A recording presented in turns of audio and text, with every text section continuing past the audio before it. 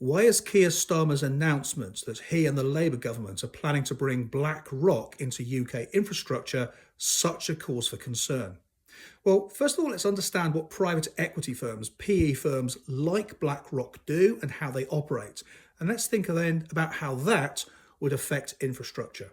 So imagine a PE firm has decided it wants to get involved with pet toy manufacture. So it finds 10 factories, all separate, and starts to put money into all of them.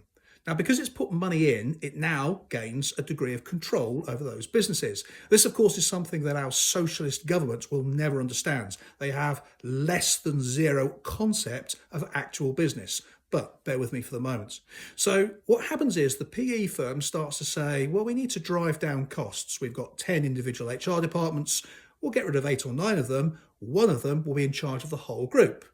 That makes some sense, right? We'll do the same thing with sales. Only we notice actually that the sales team and marketing team are doing so well, we'll farm out their services to other businesses. We'll make some more income that way. And why would we maintain all of these trucks and deliveries? Let's just get rid of all of those people, all of those resources, make some more money, and we'll just bring in individual courier firms. That makes a lot more sense for us. Now, the whole driver for all of this is exactly the way that capitalism works. In other words, we want to drive down costs, we want to increase profit. And so long as they can do that, as long as the customers remain happy, all is good.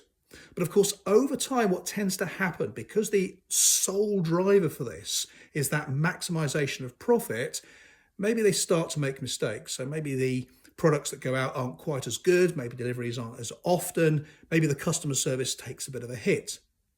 Now, in the business world, that doesn't matter so much, because what will happen is a new pet manufacturing business will be watching their mistakes and thinking, right, we can do better than that.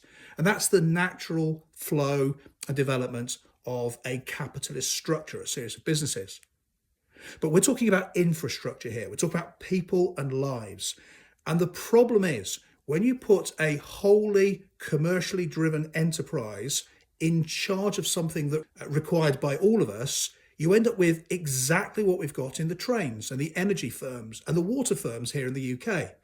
Because in all of those cases, the businesses are run for profit. And when they make profit, the money's taken out and given to the shareholders.